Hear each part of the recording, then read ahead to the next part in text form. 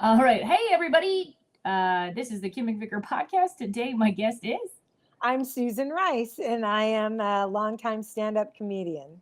Susan. How long have you done stand up for? 42 years plus. Wow. Okay. So when you first started, obviously, I'm assuming it has changed a little bit. Oh, yes. Okay. Yeah, Well, yeah. where did you start stand up? I started stand-up in Portland, Oregon in 1983. Oh, wow. That was the year I was born. That's cool. Yeah, I was going to say, That's very cool. I've Uh, probably been doing it longer than you've been alive, probably. So, yeah, Sounds like exactly the same. yeah. I love it. So what was the scene like in Portland back then? Well, we were late to the party. Um, it hit the East Coast. The boom started on the East Coast, obviously. It started in the late 50s, stayed in the Berkshires and all on the East Coast, but it made it across in about 70, probably about 75. It hit San Francisco. Didn't make it up the coast until to Portland or to Seattle until like 1979. And then Portland got on board about 1982. And it was all new. I mean, we didn't know what we were doing, and the audiences didn't know. They just knew it was the new thing. It was the new underground thing to do. And there What was, made you want to do it?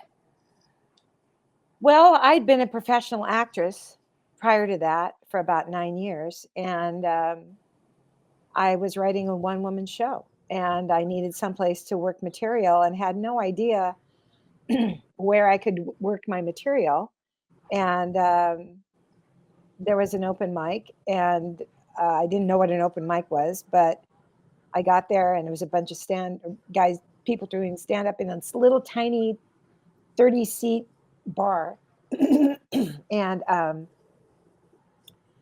and there was a line around the block for people wanting to get in, and they had the windows open so they could hear, That's cool. and people brought lawn chairs and all kinds of stuff on the street just to listen to this form of entertainment. It And sounds like how COVID was yeah, in yeah, California because we had to do a lot of outside shows yeah. or like people were inside and outside, so it was them running around, which was pretty cool.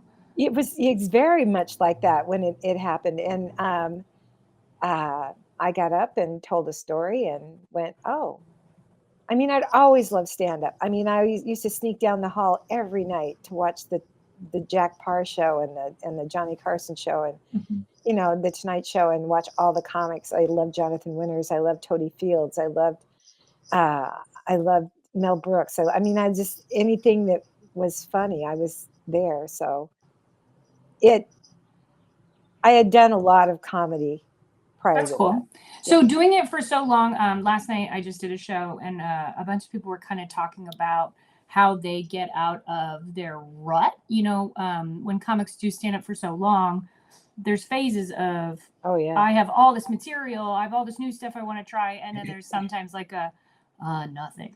Yeah. What do you do when you have like zero new joke ideas, or do you get in ruts? Oh, I think every comic does. Especially if you spend too much time on the road, you're doing the same stuff about, it used to be how many Denny's jokes do you have? How many airplane jokes do you have? How many, this kind of stuff. Which is interesting because now you can't have airplane. Well, you can have airplane jokes, but an airplane will not play your special on the airline if you have a single airplane joke. They have Oh, to didn't re-edit know it and that. cut it out. Oh, I didn't know that. Even if See, I it's a learned something new. positive, Oh, yeah, is that even if it's a positive airline joke, they don't want anyone thinking that they're on an airplane when they're on an airplane. okay? Well, that's interesting. Right? Isn't I that didn't know crazy? that. That's interesting. Yeah, everybody had McDonald's jokes. Everybody. So What was your um, hot McDonald's joke?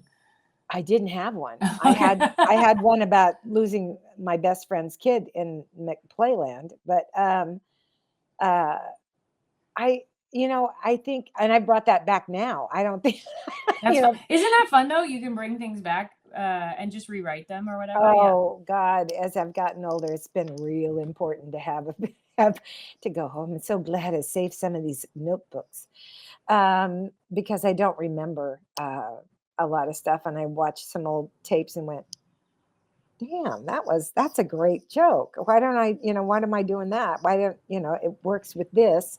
It's fun. That's fun. I think, yes, we get in a rut. And what I used to do is put myself in a different position, put myself in a different scenario, go do something so out of the box for me that I would have new experiences and find a spark, I think. That's You know, cool. I Yeah, think, you can get a big opinion on something, positive or negative, if I you're in think a world you're not used to seeing. right, you're a dancer. So maybe you go do something, take an aerial class or take a, Right. do something that gets you out of your, you know, whatever it is, your family, whatever you were writing about and stuff like that, and just kind of puts you in a different place. That's very helpful. We used to read newspapers, just scour. I mean, you could always tell the comics at the restaurant in the morning because they had 9 papers stacked up. Wow. Just Yeah, because I used to, and I don't do this anymore, and it wasn't necessarily for stand-up comedy. I did sketch comedy 1,000 years ago. And how to write characters. I would read magazines that I would never read. exactly. Like stuff I would never be interested in. And Yeah, I the would read it going, Inquirer. what is this? I And then know. being like, oh, I'll write a character who would believe this. Right. Because to me, it was like, there are so many different types of people in the world. And that there's so many that I'm like, what? How do you, this is why I like stand up. Because I like understanding why people think the way they think and why they Right. do the things they do. Because Your joke about conspiracy theories is very funny oh, because thank you. that's what I mean. You put yourself in a position of being, out of the box, Right. talking to strangers. Yeah. I love doing that. I do like going to bars and talking to people and be like, tell me about yourself. I do it at the airports all the That's time. great. That's So great. fun. Yeah. So you've been doing this for so long. Do you think that, like, what would you say to a comic who's like 10 years in and not where they want to be yet? Because everyone does the 10-year mark, right? Like everyone says, you're a comic at 10 years. And I honestly don't know if I believe in that, if I'm going to tell you the truth. I think everybody has their own timetable, but I think by 10 years, it shows me you have the commitment. Correct. And or if you've only done it once a week for 10 years, it's very different than someone who's getting up all Right. the time. Yeah. And also, do you listen back to your notes? Because I think there's some people who aren't objective about their sets, so then they don't learn where they could fix. I always ask, what do you want out of it? Cool. I love what Steve Martin always said. He said when he would give he would give people would come up and say, "How do I do this? How do I?" Thinking that they were going to get the golden ticket into, stardom. And his theory was this kind of mine, which is the way you have to be. Is you have to be so good they can't ignore you. Mm-hmm. And and I say this, and I hope it's not true anymore. And you can tell me this because you're a young woman still in the business. Well, you are in the business. It's every time I stepped on the stage, from the time I went on the road, I had to prove myself every single time. I'd be working the improvs. I had to bring it every time. There was no skating. There was no having golf games with the club owner or with the manager. There was no going out drinking and stuff. I couldn't do that. I wasn't invited to that edge of the game. So I had to make sure that they heard the comments walking out the door every single night. Yeah, one of the biggest compliments I love is like, I'll feature for somebody and then the club owners will ask for me to headline next time. And I'm like, that's what I want. That's what you want. That's what you have to do. That's what any feature or host should be doing. You're not trying to bury I'm not exactly being vindictive. Like, I know you have this bit, so I'm going to do that bit before. Like, it's not that. It's just doing your set and doing it so well that people are like, oh, actually, I really liked you, And then sometimes it's not that also. It depends on what they're there to see. I had that done to me. I was headlining, and also let me just get this clear this up because I headlined way before I should have, Mm-hmm. but it was necessity.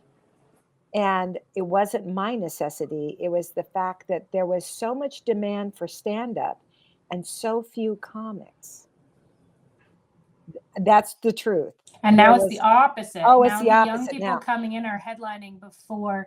I think everyone headlines too soon. I also did the same thing. I don't think, that stinks, but it's also, it makes you grow real fast. You get hair everywhere right away. Oh, Like, I mean, I remember, the club owners going like this to me to stretch, and I'd have to go, my friend Art Krupp says, and I mean, I was doing other people's acts because I didn't have any more material. I was done. right. Yeah. And, but yes, it was different back then. But yes, and it's funny because even in my hometown that I would come back to and work the clubs here, I was demoted twice by the club owner. And I finally I just called him out on it and said, what part of two standing O's didn't get your attention? Hmm. Why do I have to feature again? I said, okay, I'll feature, but you better have somebody that can bring it because I'm not holding back. And what did they say, the club owner?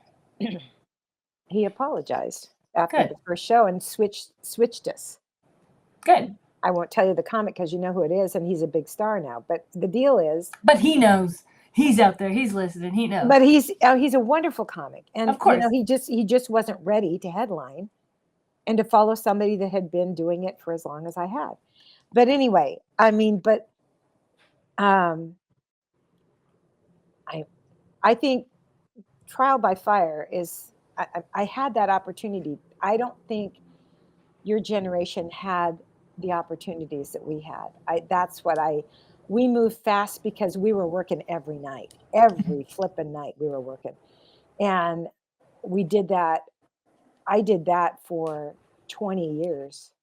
I was working the road pretty solidly. It was easier, not easier, but it was because supply and demand was different. Getting working living doing stand up in a, you may have roommates, like not like a house, but you were able to not have 4 jobs, and you know what I mean, like where a lot of people now financially I was have a to pro. yeah. I supported myself as stand up Yeah, that's for amazing. years. Yeah. And I remember. I'm talking like year 1 and year 2 though, like very early in the beginning. I don't think people can do that anymore. No, you can't. Because when I quit my day job after starting stand up in '83, I quit my day job about a year and a half later. And That's amazing. Yeah. And I tripled my income. That's great. And that's why I quit my day job, because I went, well, I'm making more money doing stand up than I am at the bank. Right. So the health insurance was an issue. Ooh, I bet. But there was some times where, I mean, you were sick on the road, and but it was, and there was a camaraderie. I will say that comedy's gotten so big that you don't know as many. I mean, we used to. It's like high school. There's pockets where you know certain people. You don't know everybody, even famous people. Like there are famous stand-up comics where people are like, do you know this person? I'm like, no, should I? And they're selling out, but it's just like, I didn't know who that was. I was really excited when Brian said, would you like to do Kim McVicker's show? Because I've seen your specials. And I went, oh, God, yes. So thank you for having me. Oops. There you are. Oh, yeah, we lost connection just because you were complimenting me. The internet went, well, it was a wonderful kidding, compliment, but I was very kidding. excited about that. And he goes, because you're a Canadian, and my best friend is married to John Wing, and who's a famous Canadian comic. And I know Canada taught us so much in the beginning. We would go up to the island, up to Vancouver Island, and oh my God, I'm telling you, those were tough audiences. I love doing Vancouver, and there's 2 different God. kinds of Vancouver. There is the dirty clubs, and when I say dirty, I mean it as a compliment. Oh, it's in a basement. It is the Honey Bear, the 30 to 50 people, and it's tight. Yeah, and it is. all hockey players, not one tooth among them. It You was better be just funny. Yeah. And then hard. there's the other side, which is like the financial hoity-toity group that are also a difficult audience for a whole different reason.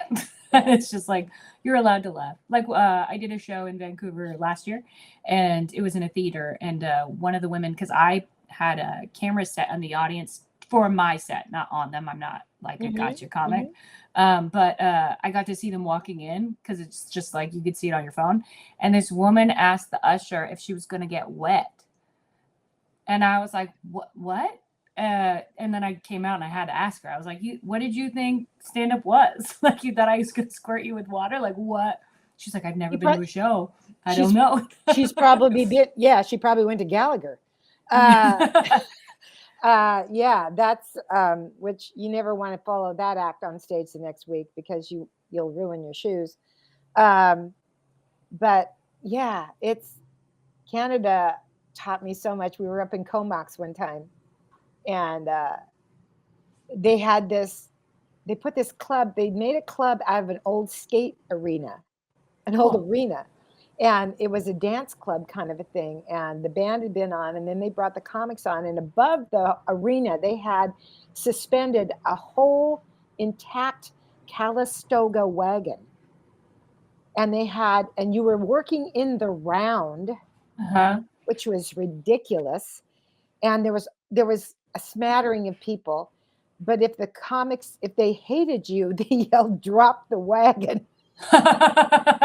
That's so mean. So I was like, I'm going to get dropped. The wagon's going to drop on me. I was like, I thought they actually brought the wagon down. I was like, oh my God.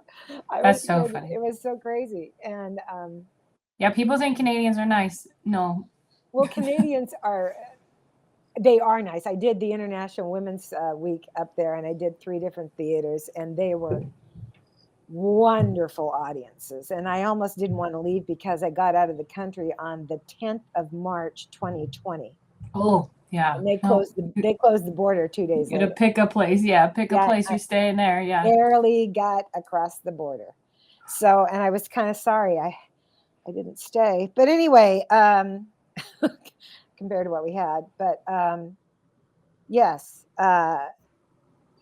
they taught us a lot. And we used to work the island all the time. Do you have a favorite market to work? I'm so comfortable in the Pacific Northwest. I don't know. I'm just kind of now dipping my toe back in to the club scene. I had a great show in Sacramento, Punchline. That was a lot of fun. I'm getting asked back to do clubs that I haven't done because I aged out of them. And so, do you think there's ageism in stand-up? Yeah. Okay. Yeah. Yeah. Oh yeah. Oh yeah.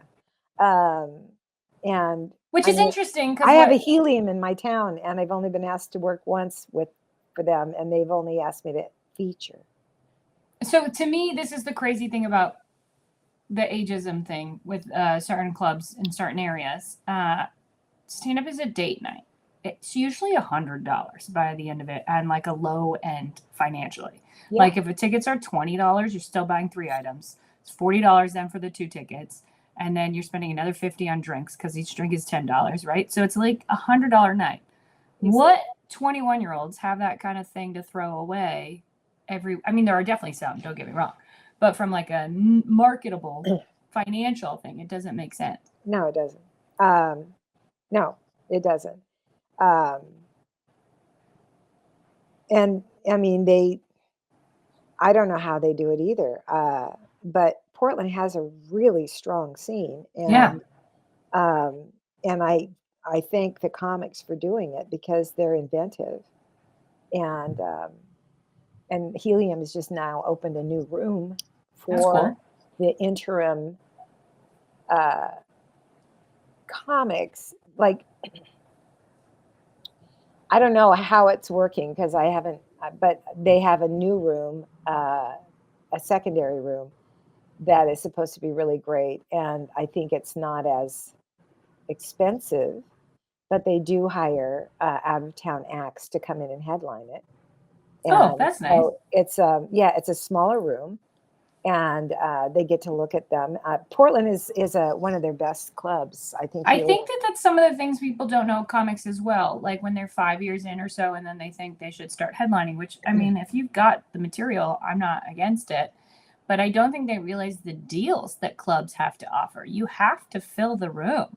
So like Yeah. if you don't have any sort of way to fill the room, you're not getting hired, not because you're not funny, but because like they got to pay their staff, they got to pay their air conditioning. Like there's a lot of logic behind Right. There who is, yeah, they're there's a lot of, risking. yeah, exactly. Um, and I think what they're finding out is that uh, comics aren't progressing like they used to because they can't get stage time to do their half hour. They can't do a half hour You're anyway. doing 10. If you're a feature act, 20 is tops. Mm-hmm. And you kind of go, and I always ask now when I'm working clubs, they go, do you want to bring your feature? I go, no, I want you to find somebody who wants to stretch their half hour. I want you to, they go, you want them to do 30? I mean, yeah, do 30 in front of me. That's the only way you're going to build your scene, is to let your comics in town get some stage time enough to build their 30. So I said, now I have criteria, but you know, I'm not opposed. Like I worked the Punchline in Houston, and the guy that featured for me is a headliner. Mm-hmm. And I said, it's up to you. You can do 20 minutes if you want to. You can do 30 minutes. And he did 43. But Lori Kilmartin is a great comedian. mm, And she and I did Portland together, and I asked her if I could feature for her, and she was like, "You're a headliner." I was like, "I know, but I want the club to see me, right?" And so she totally, and it was great. Like it was such a fun yeah. show. And she said, And like, yeah, oh, for Lori's her to wonderful. not be worried. I mean, she's so funny. It doesn't, you know what I mean? And Oh, I know. And we complement each other in style of comedy too. I feel like it yeah, would be a similar audience that would like both of us. She's a right. little bit darker than me, but that's what makes her the headliner. It's like perfect. Yeah. Yeah, she's so funny. Yeah, she's great. I just did Jackie and Lori. Lori Kilmartin. I Both think of them Lori are Kilmartin hilarious. was. Both of them are so funny. I worked with Lori on like her first road gig Oh, ever. really? Yeah, I think so. Wow. Yeah, in New Mexico, and she was adorable, and she was a writer then. She just never put her notebook down. She was writing, writing, writing, writing, writing, writing. And yeah, she's a great gal. She and Jackie both. But yeah, I think the scenes need to be a little bit more cognitive of Portland's got really strong guys in it that have been doing it 8 years, that are headliners, and they need to stretch. So they should be getting those rooms. They should be able to work at home and stretch their legs, and go ahead and do a headline spat at Helium in the second room. I think that's a Hopefully good. they do that. California has that with like San Diego. So Yeah. like cuz in Los Angeles you're up against super famous people. So if you're on the lineup it's great cuz they could take you on the road maybe. But realistically most people, I mean I know for me when people ask to go on the road it's like, do I want to like hang out with you on top of it? Like It's more are than you that. an Yeah, alcoholic that's going to get hammered? Because that vibe has to match with depending on who you're going. And I'm absolutely. not like, I'm also not sharing a hotel room with anybody. No offense, but I'm old enough to not do that. So like No, it no. depends on what you want. You know what I mean? So Well, there's and that it's too. expensive for the headliner. Yeah, usually I say for the club, I'm like you, where I let the club pick my features. I also do that because I do think there are a lot of, most of the clubs there's several club names that have several across, and Right. they have their own bookers for it. And a lot of talent doesn't get seen because the headliners are bringing in their feature. Exactly. That's what I'm saying, is that they're not Mm-hmm. getting the chance to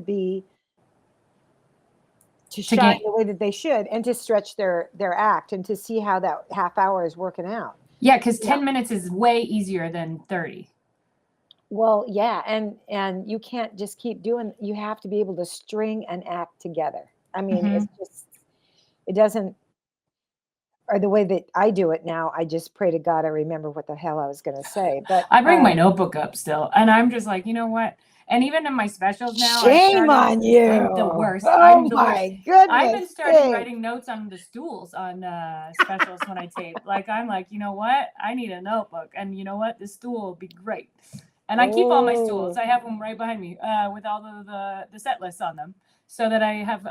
It's not that I do forget. I mean, I probably would. It's the safety blanket. It's just who I am. you kids in your safety blanket. We're tricking Oh the world. man, I took notes on stage one time, and Rich Scheidner lit me up. Well, and it would depend on the club. If I'm headlining, I usually wouldn't. But a lot of people don't know this either. There's a lot of very famous people who you would expect not to bring their notebooks up that put it out in front of the speaker, and have all of the cheat sheets there or in the back of the room. Like it all depends on who you're working with. I was asked when I did my Don't Tell half hour, they said, do you want to use cue cards? And honestly, with those audiences, I probably should have. That's the only time I thought I probably should have, because I hadn't worked San Diego. Which is such a fun town to do. They're crazy. No, it's not. Oh, not for you. Okay. Okay. I've worked it twice. One show was good. I think it had to do with the night that I did it. It was a Friday, and I did an early show at 7, Mhm. and a 9:15, and the 9:15 show. Thank God the 9:15 show had time to eat and have something to drink, Mhm. because at 7 o'clock they had just rushed from work, Okay. and there was nothing to eat and there was nothing to drink, and they were hard. They were tired. They had to find parking. Mhm. And they were not happy. They were not a happy crowd. And it took me, and we're taping. Thank God we had 2 shows that night, because that. But also, here's the relief in taping when people do tape. Like, so I do crowd work sometimes in my specials, and people are like, I can't believe you're doing crowd work. I'm like, I'll just edit it out if it's terrible. Like, I don't have to air that part. Whatever makes you feel comfortable, you have to do. I mean, I like opening on crowd work. It's just like who I've always been, and it's not intentional. Yeah. No. It's just like when I walk in a room, I'll be like, hey, how are you? You know, it's like my idea with the audience. It's like, hey, how are you guys doing? Okay, so now I know where we are, and here's where we need to get to. If I started with that, I would forget where the hell I was going to be going. And that's Fair. about aging. That's changed. Okay. I remember after COVID, I didn't know if I could come back, because it had been 14 months. And getting rusty when you're in your 40s compared to in your 70s is a bit different. And I was like, okay. And I took my nieces to this show. It was near where they lived. And I said, okay, you have to come to this show. You're gonna get, okay, here's my notebook. If I go, have I done this? You have to tell me if I've done it before. And I was able to pull it off because I'm an actress. And so, but it was the only time I really felt like, oh my God. And then it took me a long time. It did take me a long time to be 3 jokes ahead in my head, to know where I was going. I was going to go here, then I was going to do this, and then I was going to go that, and I was going to end with, I always knew what I was going to end with. And so if I work with the crowd and I get going with somebody and we're having a great time and we're laughing and stuff like that, then I go, oh God, what was I? Well, I mean, there are times where I'm doing 30 and then it happens and I go, oh crap, I haven't done a joke yet and I just got lit. Okay, here's one. Like, I'm like, oh no. I know. Yeah, so it does happen. Crowd work makes me a little nervous. I slap people a lot when I don't want to be interrupted. There you go. Well, and that's because the audiences are so different now too, where there are definitely audiences that want crowd work because it's what's on social media, because a lot of comics post that because they don't want to post their bits, so you can monetize it, which I don't know if people are aware of, like where comics can make their money off of is like radio play and specials and things like that. So they don't want you to hear their jokes so that when they get to the club, you've already heard it and now you're not laughing, right? Right. That I think is changing a little bit, whereas like now becoming more like music where people are like, hey, do that bit I heard. And it's like, well, I don't even know it. But I do think that like there are definitely audiences that swing the other way where they're like, I don't want any crowd work. You are getting paid to entertain me, I paid for a ticket to see you. And I think people need to have both sets. Like you need to be prepared to do a little for like the 20-year-olds who want a little bit because they want to be a part of the show or they need to know who they're going to see. And then you also need to know this audience doesn't want to do any crowd work and have that 30 minutes of actual or an hour, like whatever your spot is, make sure you have the material for it because that's where people struggle is their great crowd work audience and then they have no actual bits. And then it's like, oh, that's hard to watch. Yeah, that I think the clubs learned that when they started hiring influencers Yeah. that didn't have an act. How do you feel about like the new? So you did a Don't Tell. You did very good on it. Like view wise, clicks, and all of the things. Do you feel like you got a new surge of generations of people coming to see your shows through Don't Tell? Like, well, they'll be like, because Don't Tell is like the Oh, yeah. cool platform. You know what I mean? Yes. I mean that's been the surprise to me, except for I will say this, and I've said it several times, is that because people have asked me what makes you think, what makes you popular with the kids, and I go, I'm a familiar. I am familiar to them. Mm-hmm. I am their auntie, their grandma, the lady down the street that was kind to them. I'm that person.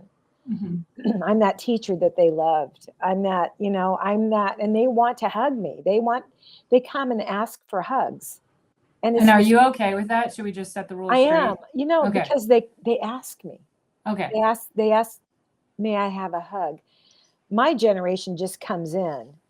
Oh yeah. Like it's assumed. It's like, yes, no, I have will. boundaries. Yes, they will. And kiss you on the cheek a lot. And you kind of go, no, but it's, and I don't mind that because I know that that's what I am. I'm a familiar. I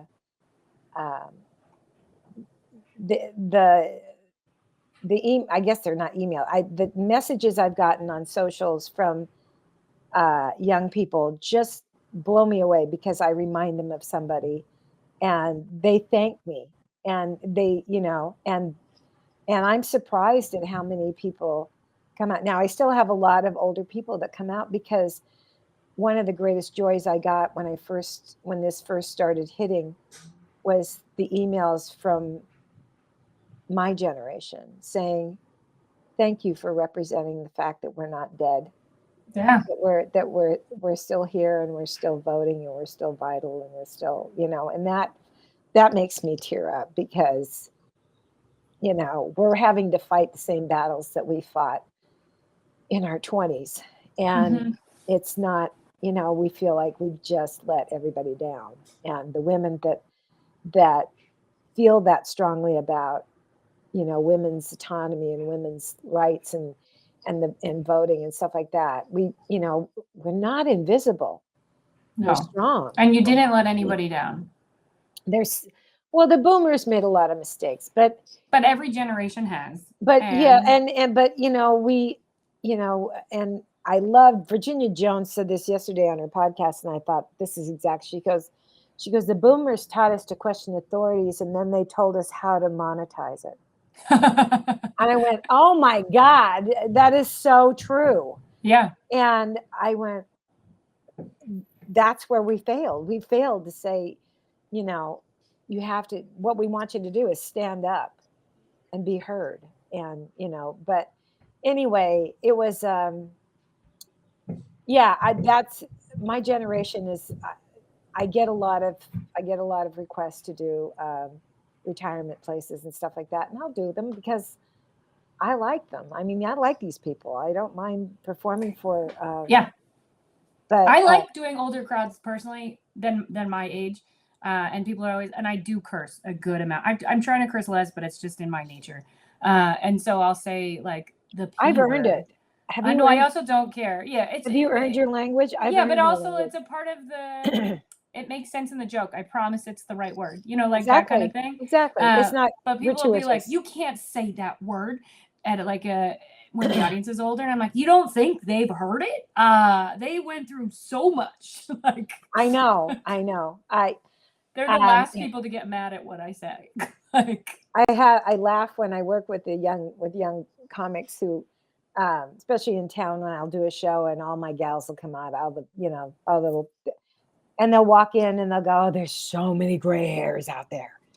And I go, yeah. And here's how you handle them. Don't talk down to them. no. They're your grandparents. They don't want you to fail. Okay.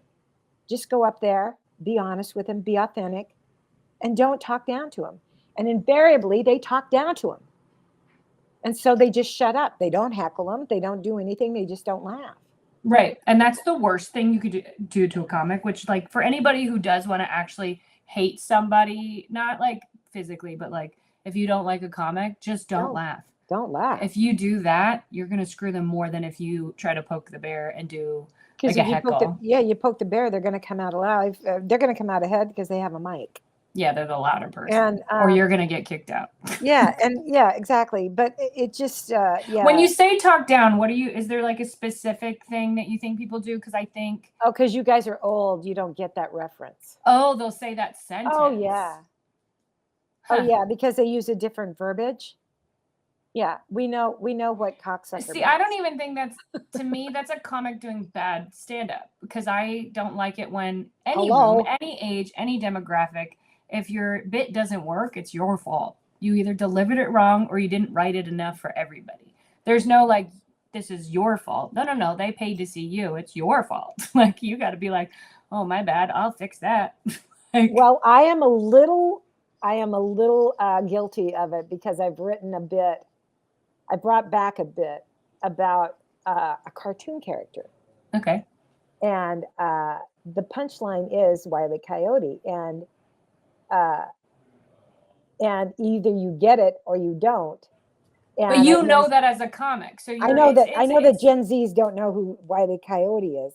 Right. And so usually I'll let the laugh lie down and I'll find a Gen Z and I'll go, you don't know who that is, do you? And she goes, they always say no. And I go, Jesus God. And then I get another laugh, but I'm not making fun of her. Just realize that, she doesn't, they don't get, right. They don't have that reference, but I don't know. I had to be schooled on what Riz meant. Or ate. Someone told me to eat or ate. Someone said, you just ate. And I was like, no, I didn't. I'm hungry. But ate is like you did really good. Like that's like, that was you just worked so hard. You crushed it. Yeah. Like, I don't know. I was like, okay. I figured out not just eat. I'm hungry. Like, I figured out what fire means. Oh, what is that? Fire. You're fire. Like good, right? Yeah, that's good. Yeah, okay. You're fire. This girl's on fire. That's like the song. This girl is on fire. I'm guessing. Yeah, that's even older than they are too. I know, but I'm just guessing that's where it came from. Yeah, I just don't know it. It's I don't, and I have a 14-year-old and an 18-year-old niece and nephew that I go, okay, teach me some words because I don't know what everything is all the time. And I'm doing this thing where I didn't know what polyamorous pod was. I didn't know what a polyamorous pod was. I know what polyamorous is. I don't know what the pod part is. Well, it's a bunch of people that live together that are polyamorous. Oh, okay. So it's like, but it came from a COVID like restriction correctly. In my mind. I'm not saying the word correctly, but but it was like, I had to answer this question. I went, I haven't understood one thing this woman said to me. I don't know what she said to me. And I got the poly and and I didn't hear the amorous part. I didn't get, it was polyampod or something like that. And so I had to break it down. And then I went, you're a swinger? Are you a swinger? It's just different. So it's just, it's. But it's also, and that's not even generational. Like in San Diego, there's a lot of military, right? And I, being Canadian, I don't know. One of my best friends is actually in the military, and I should be better about this. But I don't know, like, the Army, the Navy, like whatever. And so I was asking them when they were talking to me about it, like, which one are you? And I was like, oh, you're the triple threat of, like, I don't know. Oh, and that's Marines. You're a Marine. That's what I guess they were. But I was like, oh, you sing, dance, and tap. I got it. Let's. Yeah, I know. Okay, cool. I don't know I don't know emblems. I've Okay, gotten in yeah. trouble. I've called somebody a captain. They go, I'm a sergeant. Okay. I don't know which is better.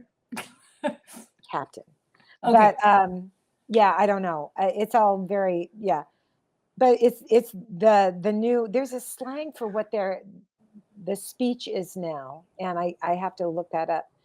I did Joe Dombrowski's Straight Friends show too, and which was really fun. And um, God, he's funny. Oh my God, he and Ricky are just hysterical. And Yeah. they tried to, they tried to really get my goat. And I actually I boned up on I studied up on I shouldn't say boned up.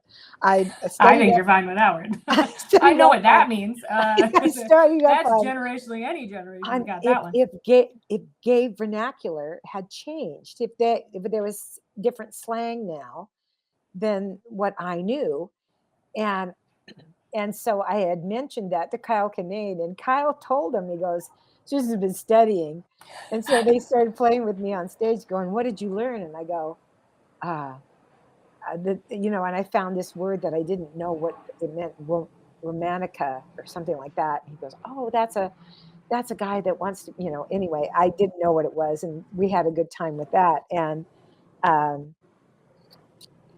but, uh, I was surprised to find that I was more astute at the vernacular than I thought I was. Nothing's really changed. It's all been the No, same. if you really listen to it, you can kind of figure it out. And it's Yeah. how Yeah. somebody says it. Are they happy? Then it's a Yeah. positive. Yeah, exactly. Like So, someone could shout something at me, but as long as they're like, whatever they could be like, you suck. And I'd be like, oh, I guess that means I'm good now. Like, I don't know the difference. okay, Yeah. I guess okay, that's how yeah. okay, good. Don't vote. Anyway. Yeah. Anyway, but yeah, so I enjoy I enjoy teasing the kids when they speak to me, and I go, I got 3 words of that. Tell me what you said. They laugh because they go, we have to tell our grandma the same thing. I go, that's okay. Just keep You're explaining it open to to us. learning. Yeah. I'm up to learning. So But then also they could learn a few words too. yeah, like please and thank you. I love Yeah. that. Very true. Very true. This has been so fun. Do you have any like words of wisdom to any up and coming comics or anything that you just want to like spread for the world for anybody to hear? Very Jerry Springer final thoughts, I guess. I just think no matter what you do, if you get to a certain point in your life and you don't find joy in it, you have to up your game. You have to find your own joy. Yeah, I think that that is the it's okay to quit It's thing, which okay to quit. if It you doesn't don't mean like it, if you did like it and you no longer like it, find something you love. you're making everyone else miserable. Yeah, and you're spinning your wheels. So And don't. just because you're good at it doesn't mean you have to do it. Right. That's definitely a real thing. Because I grew up with that. You said something in your last podcast that I thought was really interesting, and it's really true. And it was your generation that was brought up to, and we told you, we told you that you could be anything you wanted to be. And that's not necessarily true. No. What you can be is happy. Yes. And that's what you have to strive to do. So. Oh, that was perfect. That was absolutely perfect. If anyone wants to find where you will be next, or if they want to stalk you online or watch any of your shows, where would you tell people to go? I'm SusanRiceComedy.com. That's my website. SusanRiceComedy.com. I'm Funny Old Bag on Instagram and Funny Old Bag on TikTok. And I'm on Facebook. I do have my own personal page under Susan Rice, but where you're going to find my shows and stuff is under Susan Rice Comedy with a Side Dish. I don't know why I said that. Once you said it, you're like, what did I do? But I did it back in 2009, so give me a break. Yeah. Anyway, but and I have some stuff coming up. My special just launched. Thank you very much for mentioning that. Silver Alert. It's on Amazon Prime, and it's on Apple TV, and it's on all kinds of platforms. And you can get on YouTube. It's great. first one. You've done 3. It's my first one. So You guys, definitely some words to help. Go watch it, rent it when it's still like, I'm worth the paid for it. $3. Just rent it and then leave a comment, especially on Amazon Prime. Leave a comment. It'll help drive it up for her. Oh, good. Yeah, I didn't know that. Yay, thank you for telling me that. Thank you. I'll tell Leave people. a comment. Everybody Yay. comment. I Yep, don't want to will disappoint anybody. So You yay. didn't. It's so funny. It's so funny. Thank you so much. Well, this has been a joy, and I hope we get to see each other or work together sometime. Yeah, next time I'm in Portland or I'm heading to Portland, I'm Please. definitely gonna message you. I will. I have your phone number. I'll text you, and so you Yeah. have it. Okay. For those of you who don't know, she called me earlier today, and I couldn't find my phone, so I answered my watch like I was Dick so Tracy. impressed. And at least you knew who Dick Tracy was, because I was like, because I didn't know who was calling me, and I was like, oh, this person might be too young to know who Dick Tracy is. But I was literally like, hello. Thanks a lot, darling. Have a great day. You too. Bye-bye. Bye.